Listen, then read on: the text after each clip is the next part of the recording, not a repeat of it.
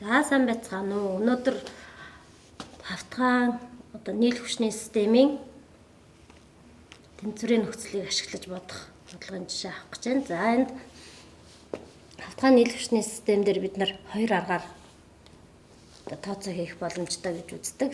За эхнийх нь аналитик арга, хоёр дахь нь геометр арга. За энэ бодлогыг бас хоёр аргаар тооцоо хийнэ.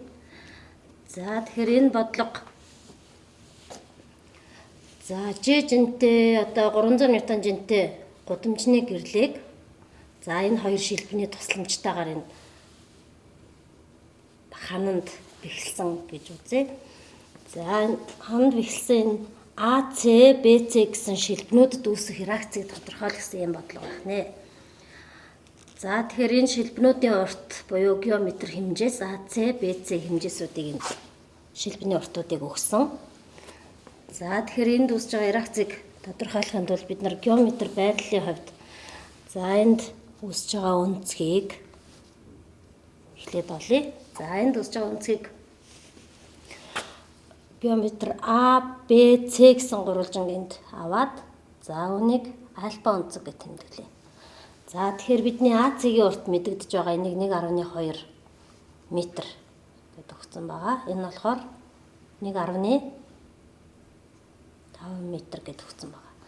За тэгээд энэ талыг А гэд үзэх юм бол бид нар энэ альфа үнцгийг энэхүү гурвалжингаас тэгш өнцөгт гурвалжны А талыг олъё. А тал нь альфа үнцгийн эсрэг орших катет. Учираас Пифагорын теорем ёсоор А тэнцүү 1.5-ын квадратаас 1.2-ын квадратыг хасаад тэгэхээр А 0.9 метр. Ийм гарч байна. За тэгэхээр бид нар тооцоонд энэ үнцгийн харьцаануудыг ашиглах учраас шууд косинус синусын харьцаа ямар хэмжээтэй гарч байгааг тэмдэглээд явъя. За косинус альфа гэхээр энэ налсан катетыг түүний гефтнуудад харьцуулна 1.2-ыг түүний 1.5-т харьцуулсан харьцаагаар илэрхийлэгдэнэ. За синус альфа нь бол А талыг буюу 0.9-ыг 0.9 метрийг 1.5 метр харьцуулсан харьцаагаар. За энд 1.5-ыг 1.5-т харьцуулсан нь 0.3. За синус альфа нь болохоор 0.6 гэсэн. За ийм хэмжээтэй эдгээрийг бид нар хүчлийг проекцлохдоо ашиглаад явна. За үндсэн хоёр аргаараа энэ шилбэнүүдэд үүсэж байгаа хүчлийг тодорхойлъё. За тэгэхээр энд нэгдүгээрт нь аналитик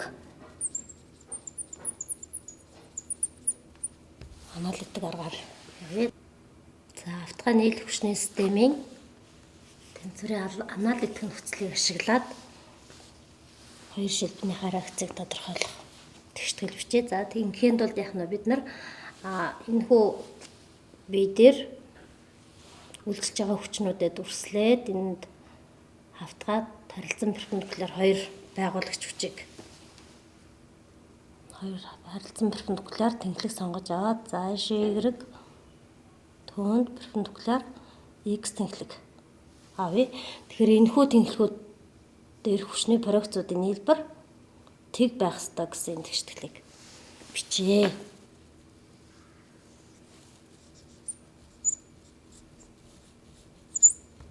X тэнхлэг дээр проекцуудын нийлбэр тэг, Y тэнхлэг дээр хүчний проекцуудын нийлбэр тэг байх ёстой. За ингээм бол бидний сая олсон альфа үнцэг маань энд байгаа. За энд G бол Y-гийн хасах, S1 X тэнхлэгийн эсрэг чиглэл, S2 бол хоёр байгуулагч болж задрах харагдаж байна. За ингээд эхлээд X тэнхлээс эхлээд бичээ. Хасах S1 хасах нь S2-ын X тэнхлэг дээрх проекц S2-ыг өгдөг нь косинус альфа тэнцүү тэг гэсэн тэгштгэл бичиж болж байна. За Y дээр хасах G. За S2-ын бас яах нь Y тэнхлэг дээр хоригдсон.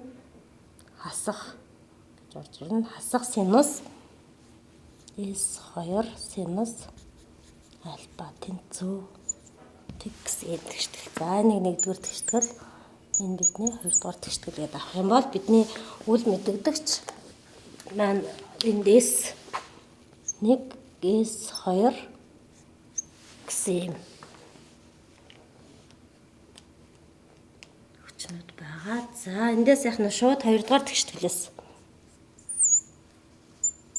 бид нар S2-ыг болж байна гэж байна. За хасах G. Хасах тэмдэгтээ G хуваахан синус альфа. За G 300 ньютон. За энэ хасах тэмдэгтээ явж байгаа. За синус альфа 0.6. За энд яг нь хасах тэмдэгтээ 500 ньютон гарч байна. За энэ S2 хасах гэдэг нь бидний энд шилбэнүүдийн реакцийг бид нар дурын чиглэлд сонгоод авсан. Реакцийн хүчийг дурын сонгож авах боломжтой байдаг тийм ээ. Тэгэхээр S2 бол боддоод хэмжээ нь 500 ньютон, чиглэл нь бидний авсан чиглэлийг эсрэг байна гэсэн үг байна тийм ээ. За нэгдүгээр тэгшгэлээс энд орлуулад S1-ийг олъё. S1. За энд хасах S2 косинус альфа тэнцүү. За хасах 2 энд хасах 500 хасахыг нэмэх гарч ирж байна. 500 0.13-аар хүрчээд нэмэх 150 ньютон. За бидний S одоо нэгдүгээр шилбэнд S1 гэсэн нэгдүгээр шилбэний реакцийн чиглэл яг энэ чиглэлийн даваа гарах юм байна. Хэмжээ нь 150 ньютон гэсэн үг. За хоёрдугаарт нь бүгдөө геометр аргаар тэнцвэрийн геометр нөхцөлийг ашиглая.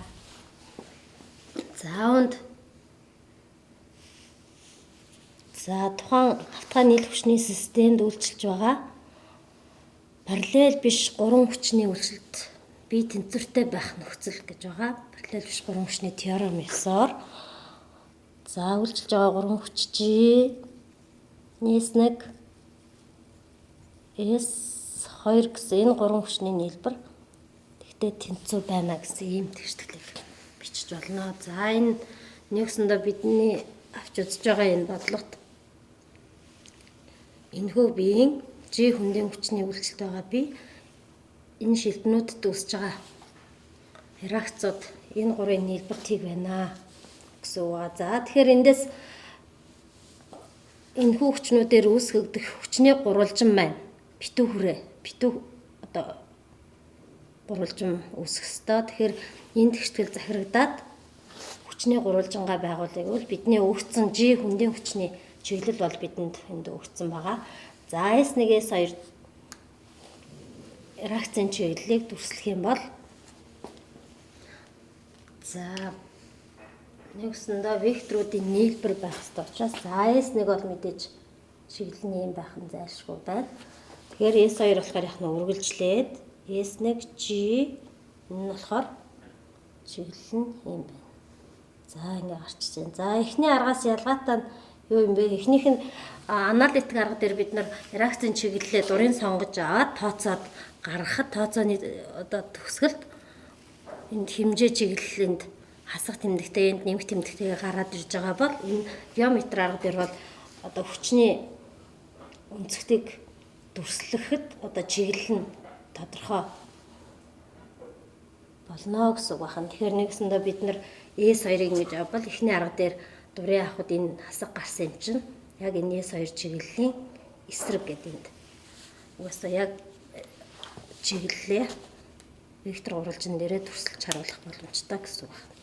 За тэгэхээр энд биднийхэр энд 90 градус усж байгаа. Энэ бол бидний болсон энэ альфа өнцөг.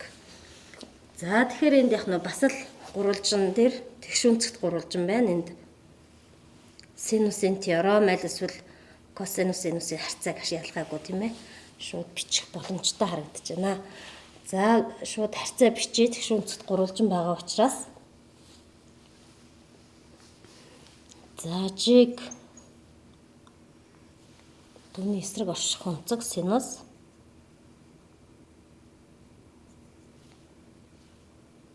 альфа. Жиг синус альфад харьцуулсан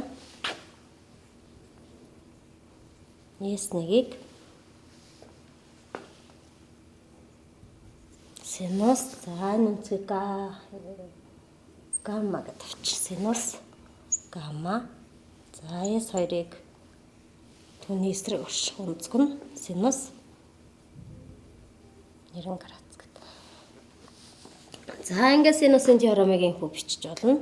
За энэ бол дурын гурвалжны хувьд бичих боломжтойгоор даваа талтаа тийм ээ. За шууд тэгш өнцөд гурвалжны харьцаа бичээ гэх юм бол яах нь ялгаагүй энэ нэгнээсээ нөгөө харьцаанууд нь илэрхийлэгдэж гарч ирж байгаа тэгштгэл тийм ээ. За жиг S1-д харьцуулсан нь синус альфа. За нөгөө талаас S1-ийг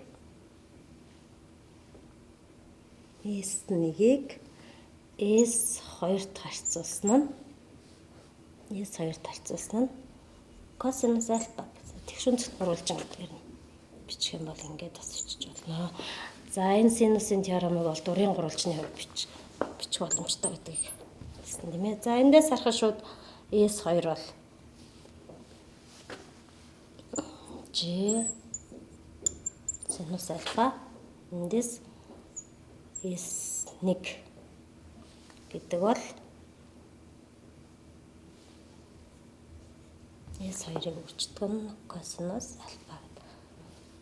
За G300 синус альфа буюу энд хуваахаар S2 энд 500 ньютон гарч ийн. За эхний аналитик аргатайгаа таарч ийн. За дараагийнх нь S2 500 косинус альфа буюу 0.3 150 ньютон гэдэг.